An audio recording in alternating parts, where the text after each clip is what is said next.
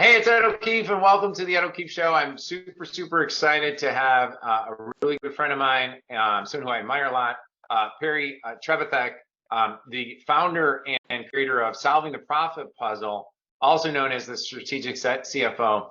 Perry, I'm super excited to have you with me today. I really want to have you on because I've scaled businesses. I've been in the trenches as a CEO and a founder where your revenue's going up, you got to add resources, maybe you got to raise money. I mean, different companies had to do that. And what I needed is somebody to help me like figure out how to look using financials in the forward rather than being a 30 to 60, 90 days in reactive, like trying to bring all my numbers together and not just tell me like where my profit is on my P&L, but where's my cash flow looking like? And I know you specifically work with software companies that are growing and specifically over like $1 million, 2 million to 30 million on plus, who eventually want to scale, grow, and exit. But this is a problem in almost every business. So anyhow, would you mind? Well, welcome to the show, and thank you. It's so great having you here. Yeah, thank you. So glad to be here. Now, do you work with clients all over the country? I do, yes. I thought so. Yeah, it's your virtual CFO kind of and profit coach. Why don't you share? Why don't we just start off? Give me the background. How did you get started in this and become passionate about helping founders solve their cash flow and profit in their fast growing businesses? I appreciate that. Yeah, I'll make a long story short, which is not always my forte. My whole career, I've always felt like I was wired to be more of a consultant or a fractional executive, helping lots of different clients as opposed to just being an employee for one company. In fact, I did do management consulting for a global consulting firm for several years, and I'm really good at a process improvement. And then I took a CFO job with a guy that had lots of different businesses, including a NASCAR company. That was fun until he forgot that it was a business and ran it into the ground. But anyways, along the way, I've seen how when a company is managed with the right principles, how it can thrive and how the employees grow their skills and I believe capacity and become better people and even better family members. And likewise, I've seen how when companies struggle, how hard that is on marriages and families and so I really have a heart for small businesses. They're really the heartbeat of our economy. And most people work for big companies, but the new jobs are created by small companies. And I'm not typically a big government or big company fan, but I love small businesses and through creativity. And so I just really feel like it's a calling that God put in my heart, actually, to use my skills to help small businesses. And as you mentioned, I've got a CFO background. I've always been strategic, even from the very beginning of my career. I came at things from a strategic standpoint, and I've kind of been a business coach over the years, and actually have a lot of training in that area. And so I think it's a powerful combination. And I was going to say that. Yeah. So with yours, you who's your ideal like client that you help nowadays? My ideal client are CEOs of software companies with revenues of say between $2 and $3 and $30 million, who are growth oriented and who are kind and humble and coachable. That's great. How did you end up moving into working specific? I think that's a very specific category of business owners, right? Right. How did you end up finding out that, like, and gaining experience with that niche? Like, where did you? I mean, just kind of give me why did you end up picking them as people you want to serve and help? Well, partly because people in the technology space have to be humble and coachable, or they won't be around very long. And life is too short to work with people who aren't coachable and humble.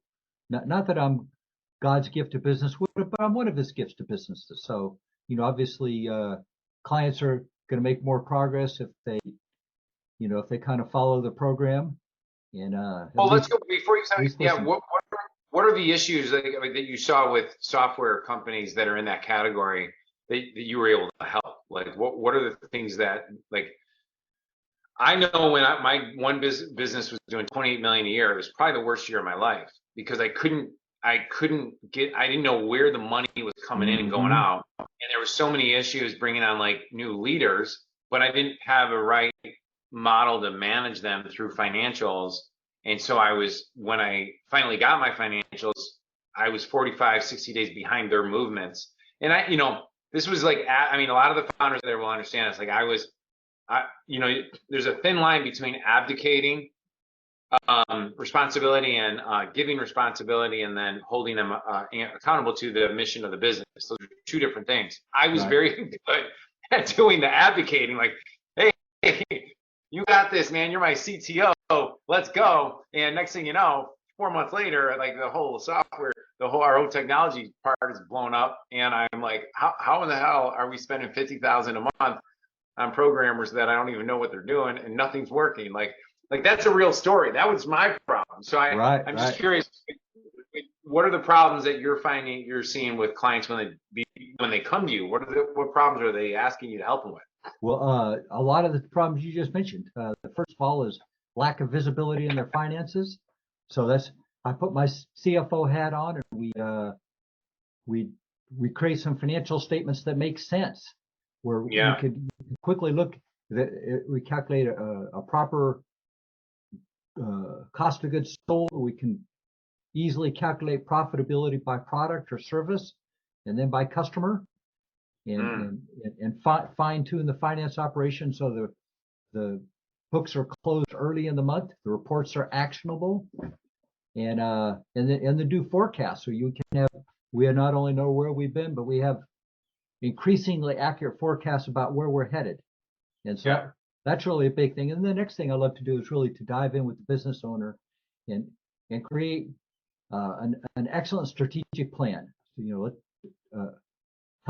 help them visualize their BHAGs, if you will, and then lay out a plan to accomplish it. And a lot of it is setting up KPIs and performance measurements to hold people accountable and keep projects on track, so you never get that situation you were at with the CTO. Hey, what the heck's going on? Why are we spending this money? We're not getting ROI. You should be managing that week by week by week, so that everybody's on track. There's no place to hide for anybody who's not a performer, and the whole team moves ahead. Okay, so you just told me exactly like what you help, like how you do it. Now, what are usually like let's just back up a little bit. So you're a fixer, Perry. You're a fixer. So you're already fixing that I might not even realize I have. So what would be, just talk me through, maybe think of one of your clients, like when they came to you. Give me a symptom of like why are they hiring you? Like, I mean, I could give you ideas, but like, give me an example. You can make up a fake name of like they came to you with something. Maybe their revenues were stalled, or fluctuating. That's a common symptom. Those are symptoms, right? Right. And let's start at like, what's the first thing you ask them to do or have them go do? Yeah, let's symptom and then first step. Because if I'm a founder listening to this today, I'm wondering like, okay, this is great. I'm freaking busy. I just want to know, like, is Perry like somebody I want to work with that can help me fix a certain specific symptom? And I can help you with the symptoms, but I'd love to hear a case study if possible. Sure. Well, there's a client I've had for several years. He does have a software company, and he hired me because his financial statements didn't make sense, and he didn't really have the handle on his business that he wanted. So I worked with his accounting team. And so what did that, when he said, let's just stop there, when he didn't have the handle on his financials like he wanted, right? How does he know that? Like, what is going on? Well, as he looked at his P&L, for example, month by month by month, the numbers are all over the place. One month it looked like he made a lot of money. The next month he lost money or made very little, and it's just the numbers didn't make sense. They were all over the place. The business was generating a lot of cash, so we felt like, okay, well, we're making money, but I'm just not, these reports aren't making sense to me. Yeah. And they were taking weeks to come out every month, and he didn't have any kind of forecast. Did he have a bookkeeping team internal? Yes, yeah, he had 2 people on his finance team. And that, yeah, wouldn't you say that's like a big that's one of the yellow flags of, like, as the founder, this is, by the way, all the founders are just letting you know, like, this is my experience of, like, I'm sharing with you, like, where I've made mistakes is I have bookkeepers. I have 3 bookkeepers, right? And generating reports. So I think I'm getting stuff done. Yet when I go and I need advice or a forecast or like their job is they don't. What have you found when founders have just bookkeeping teams? Like, what do you found? Like, why there's always probably tension if they don't have a strategic financial advisor also supporting them, correct? Absolutely, that's right. Like I said, the reports don't make sense. They're not timely. Yeah. The number, like I said, one month it looks like we make a lot of money. Next month we're losing money. It's like there's no way profits swing around like that in this. This particular company is recurring revenue business, so profit should be fairly steady with some trends. And so we put some things in place to get it used to take weeks to close the books. Now they're closed by noon the first working day. And, Awesome. And instead of 2 people working on the full time on the finance team, now it's 1 person who spends about a quarter of his time. Wow. So the rest of the team could go help with the financial aspects of the software. They're now embedded with the development team, helping create better software.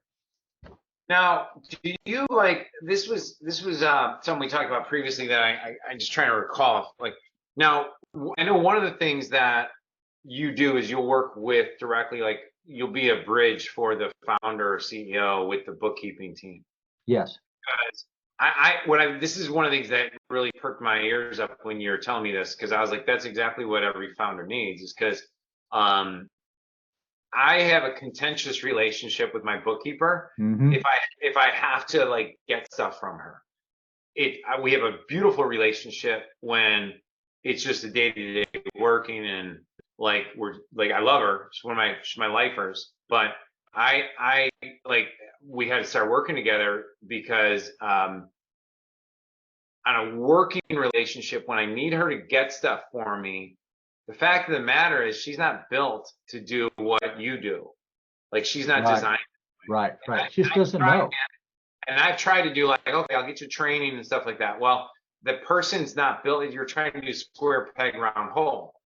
And so what are some of the things that you do? And you don't have to go too detailed because it might bore a founder, but, like, why does that bridge work so well for a CEO founder and the bookkeeping team? The CEO's over here, bookkeeping team's over here.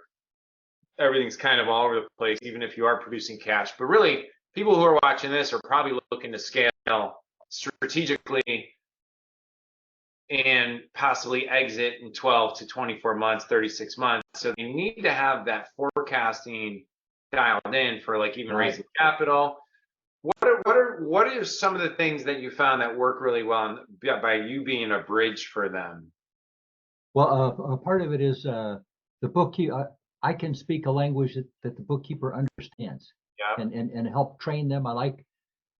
Actually, I come from a long line of teachers in my family. Yeah.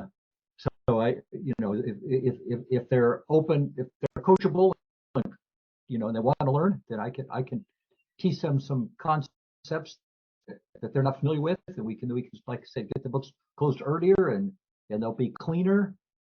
And a lot of it's just, simple things like making a checklist, and then figure out, okay, what things can we do before month end, so that when the end of the month rolls around, there's closing the books only takes a short time, instead of we're doing the whole month's worth of work at once. So it's just, little process things like that. And then once we have good actuals, then we can start to do forecasts. And that, like I said, that is so helpful to run a business. So then how do you, okay, so you turn that, no, first of all, I just want to share with everybody, like, one of the things that's really powerful here is, like, 2 things I always found a problem with, right? This is obviously a topic that I'm passionate about because it's really I'd probably be a billionaire now if I met you when I was 20. Um, the, uh, the fact of this is that by bringing in someone like Perry to work with your bookkeeping team, one of the first things you do is you're setting them up for success. Okay.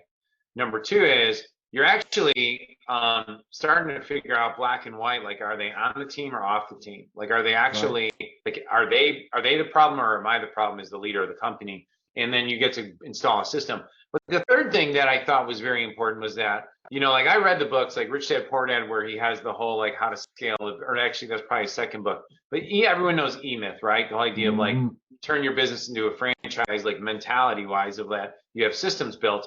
Well, the thing is that I've always found when I am the leader of building the systems never get done properly. That, especially on the financial side, by bringing in, working directly with Perry, you're investing in installing a financial system that is going to continue to work for you year on year out. That if you want to exit, you have a full system in place that you're no one can question the numbers in the books on your end, and you're not worried about, are they going to open up Pandora's box by flipping over a stone? I mean, that's true, right? Absolutely. I mean, I'm not lying No, on that's that, like, right? well, that's True. right. No, nobody wants to buy a business if the financial statements aren't reliable. I mean, that's just, you don't know what it's a pig in a poke. You know what you're getting.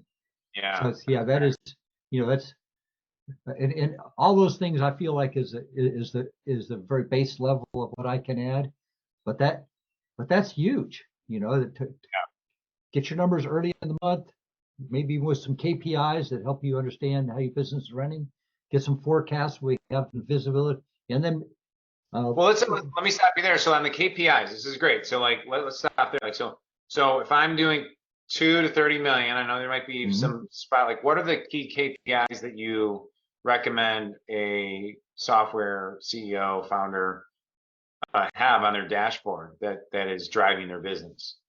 That's a good question. I'll start by saying there's basically three kinds. There's leading indicators and concurrent and lagging. And lagging would be financial. Leading are marketing and sales oriented. So probably number of leads, and then and this is another area of most businesses where they're not systematized like they should be, is the whole mapping out the whole customer journey, the whole client acquisition. That is so key, to map it out, and then to be able actually to understand conversion ratios between each step of the customer journey by source. And one thing that's so powerful, Ed, is what a lot of people don't realize. Let's say the conversion ratio between somebody clicking on an ad and making an appointment is 3%. Let's say everything else being equal, you're able to increase that to 5%. That doesn't sound like much. You've just increased your sales by 2/3, everything else being equal. So really, just applying this systemized analysis type process right to your company is just revolutionary, and it helps your people focus on what's important, so you as a CEO can know what questions to ask and what to look at. Well, this is probably a great point. I'm an API dashboard. So I worked with another friend of mine who is a fractional CFO run for supplement companies. Okay, so that's their niche, different than software. And the reason I liked working when I had my supplement brand is that he was able to say, here's how your percentages on your P&L are stacking up compared to comparable businesses. Like, he didn't show me like the actual business, but he's like, hey, on your Amazon side, the Amazon brands have this gross margin. You're below that. Like, so your problem is your gross margin, or your it's too low. Whereas, so you're underperforming here.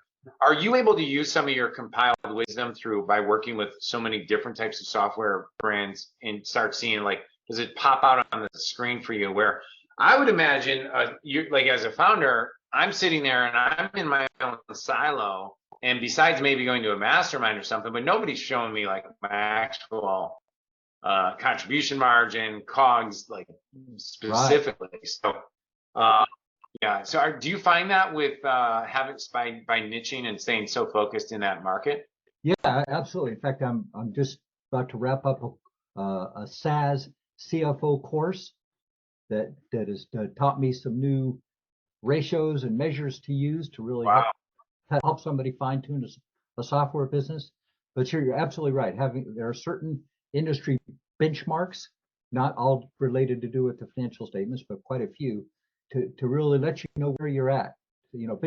Benchmarks are so key. And of course, you know, maybe we'll start off shooting for the benchmarks, but once we get good, we want to aim at exceeding those benchmarks. We don't want to just be an average company. We want to be excellent. So, but that's right. Yeah. Having those benchmarks, and like I said, building your financial statements so we can easily calculate profitability by product. Yeah. That's Well, not many people do that. That's so key. yeah, I mean, I'm gonna give you two ideas. I think you should take your audio on that, do a whole report on it, and like put it on Kindle or Audible for $1, because I think you quadruple your client base just by giving them those ratios. Because the fact of the matter is that there's so many guys out there that claim they could do what you're doing, but they don't have the niche experience like you do in your market. And I think that's your key. That's why you're different in the like it would be silly for me to say like here's a supplement brand for Perry. You could help them, but where I think your true value is that you got this compiled wisdom over time by being in this niche industry, that, and as you continue bringing on clients and members, uh, yeah, I mean, I think that's just brilliant, man. I mean, it's definitely there. So why don't you share, we got like 8 minutes left. I want to get, do you mind sharing like another story of a client that you worked with, who I know you told me about somebody that was struggling with cash flow and working 60 hours a week, and then in a very short amount of time, you were able to help turn him around. Yeah, very similar story. The same thing. The accounting team was struggling to produce this, statements on a timely basis, and the numbers Well, didn't what did make he sense. call you up with? What Pardon? did he call you up when you first talked to him? Like, what was his issues?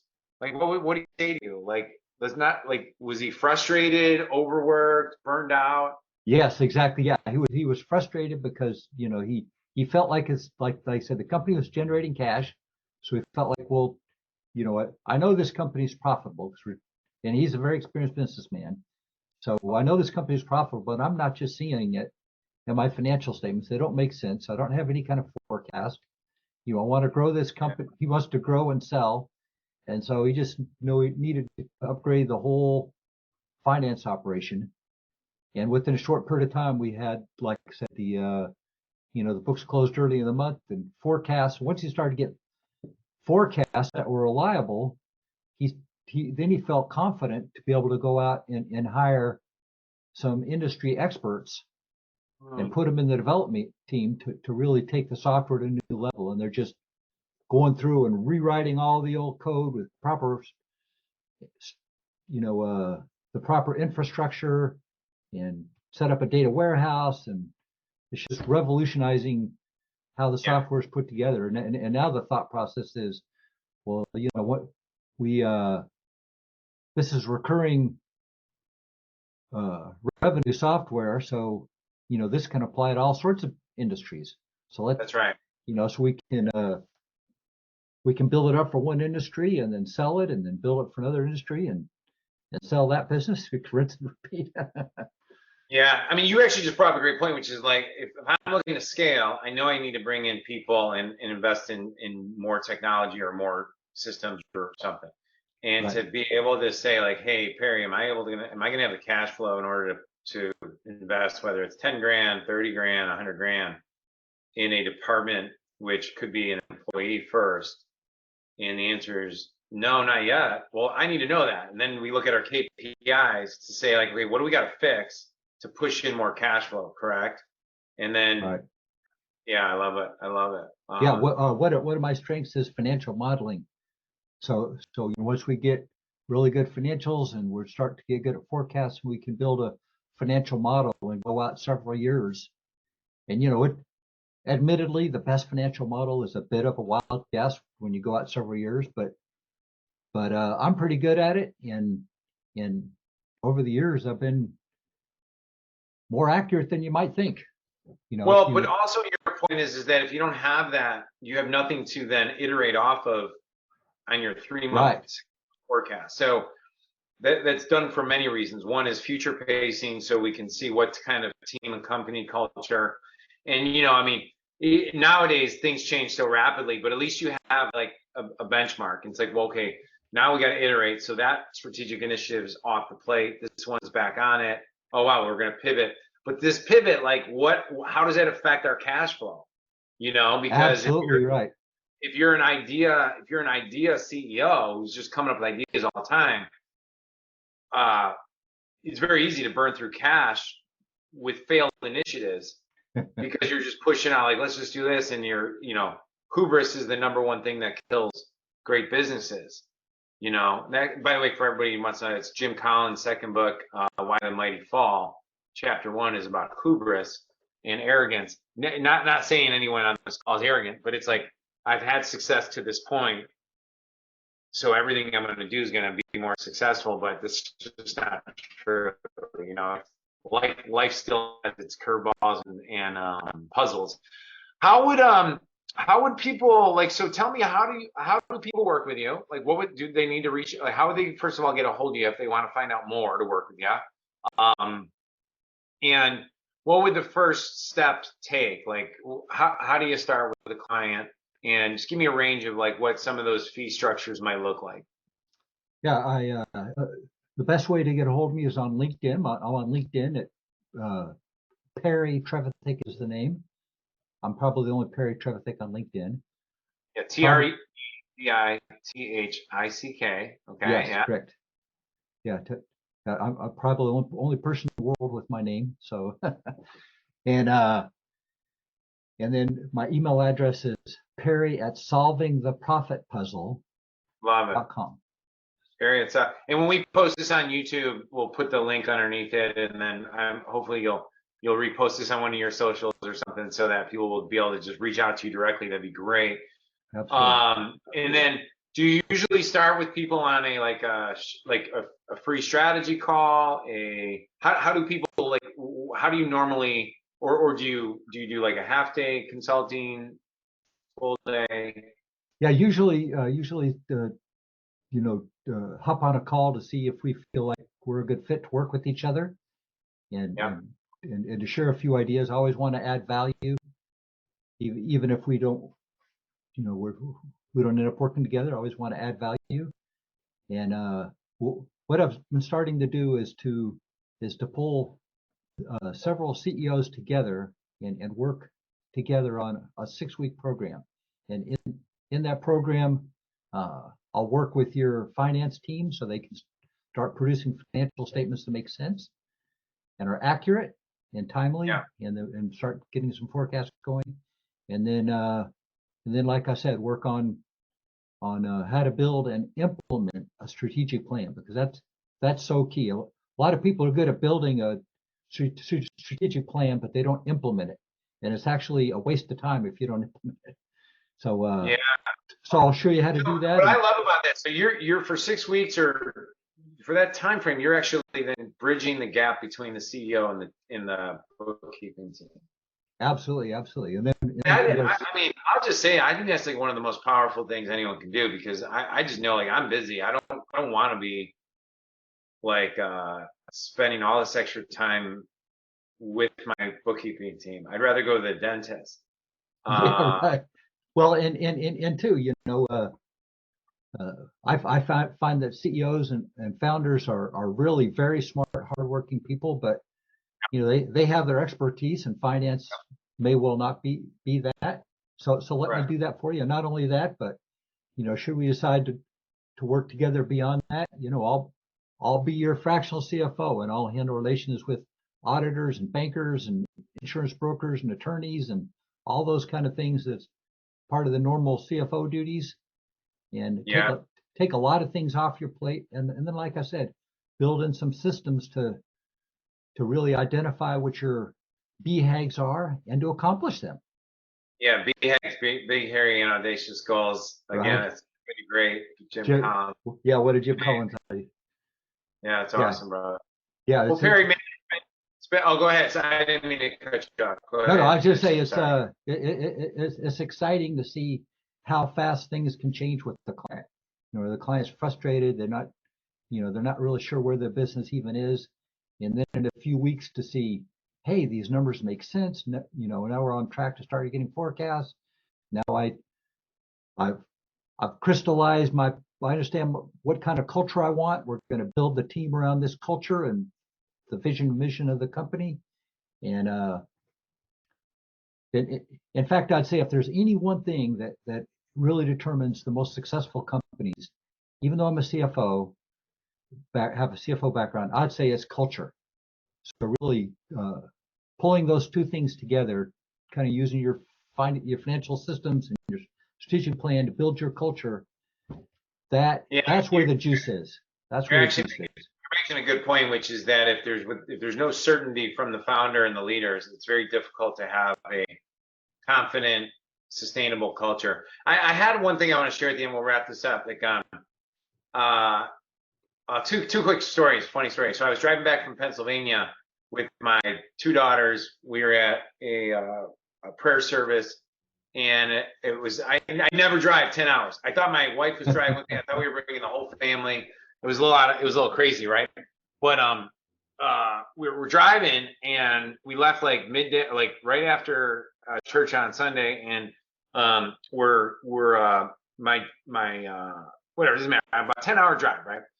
And I get about 7 hours left remaining. I remember being at a stop, and I tell the girls, I'm like, hey, we're like 7 hours, right? This is great. So then I get back on the road, look at my little like maps thing that takes me places and gives me directions, and jump on the highway, and we're going. And I drive for like an hour and a half hour, and I look down, I'm like 7:02. Why am I 7 hours and 2 minutes away from home when I just was 7 hours from home? This is what's going on. So I pulled over, and I looked at it, and I was like, it took me southwest. Now here's what I didn't realize, and this is like the story, right? This is no joke. I didn't realize that the settings on my maps were set to automatically reroute me to the safest route automatically without telling me.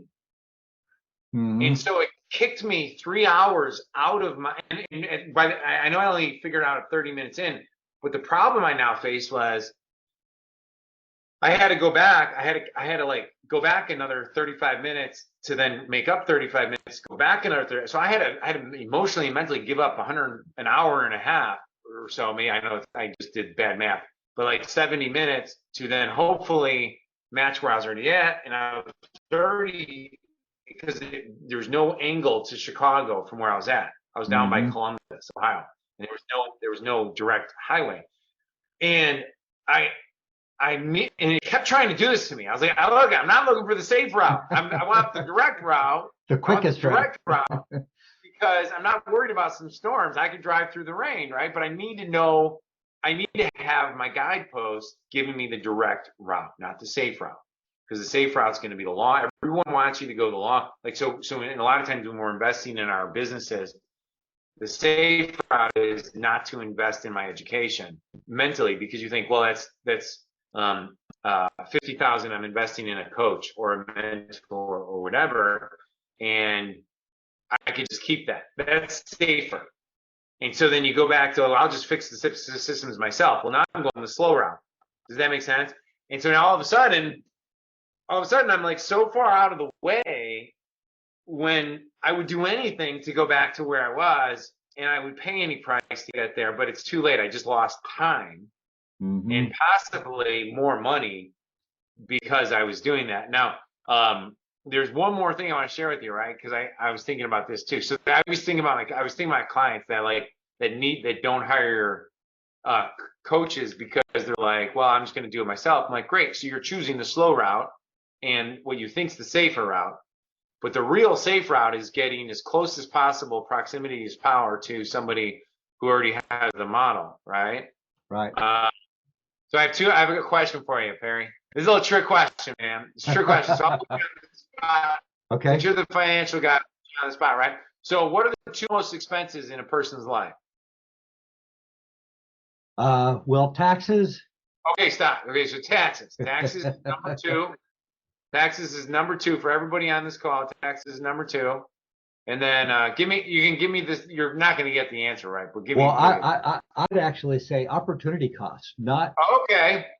taking, missing out on, and listen, I've made this mistake too, missing out on opportunities because you're so stuck in your routine that you haven't taken a chance to step back and get that vision of what things could be and figure out a map on how to get there.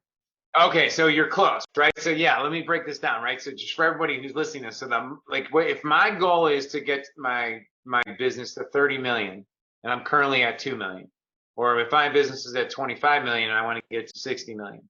So the biggest expense is the distance between that number and the number you'd like to hit. Mm-hmm. And then renting this specialized knowledge of somebody who's already mapped it out to get you there. That is the biggest expense, because I would say that you can look at all the guys, whether it's Reid Hoffman, Elon Musk, all these guys. The first thing they go do is they go find the right people that have already had experience to get me to that spot. And then how do we leapfrog to that spot? Because there's no reason if you're still on this interview, there's absolutely no reason, if you have the right people who have more experience than you in certain categories, that you don't have that experience, that you shouldn't be able to get there in a safer manner. Right. But the risky part is just investing in yourself to go do that. So I just like sharing that when I interview smart people like yourself that I think people should go hire, is your biggest expense are the taxes and then your gap between where you want to be and where you currently are in the intellectual knowledge, specialized knowledge, and the time between that, the current frame and the future frame of getting there. And so, Right. And then there's this concept called leapfrogging, which is in my book, Time Collapsing, which is you have no obligation to anybody to work your way slowly through the ranks to get to that spot. At any time, you can appoint yourself to that place and claim it, but you need to be able to back it up. And the way to back it up is put the right people in your dugout to help you get there faster. So, And that's anyhow. And that's why I'm working with you, Ed. Well, that's why why we were, yes, exactly. But I appreciate that. But that's the circle of life. Like when I coach volleyball, why are those parents send their kids into the gym with people that have been there and they're good? It's because they're trying to compress time, and it's all about compressing time. So, all right, buddy. Well, hey, man, it's been great having you on there. So, hey, everybody, if you want to reach out to Perry, you can hit him up on LinkedIn at Perry Trevithick, Trevithick. Just message him that you saw him on the OKeefe show and would love a strategy call, or you can email him at Perry at, is it solvingtheprofitpuzzle.com? Yes, correct. Solving the profit puzzle, correct. I love that name. I love that name. Thank you. Perry at solvingtheprofitpuzzle.com. And I'm super stoked to be on this training with you. So, all right, thanks everybody. Thank you, Perry. Have an amazing day. You too. Thank you, Ed. Appreciate it. Take care, buddy.